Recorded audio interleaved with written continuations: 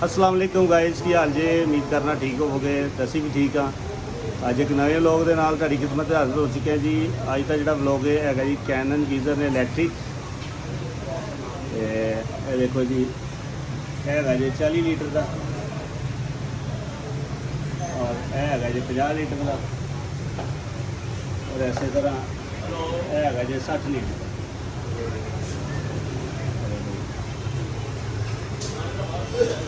तो ऐसे तरह से हम दिखा रहे हैं जो देखो जी गैस वाले।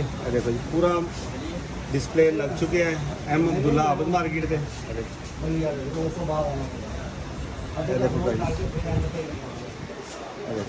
ऐसे तरह ये आइस होंगे जी।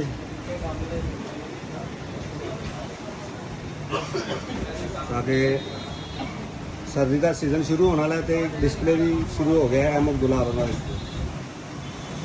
गीज़र का।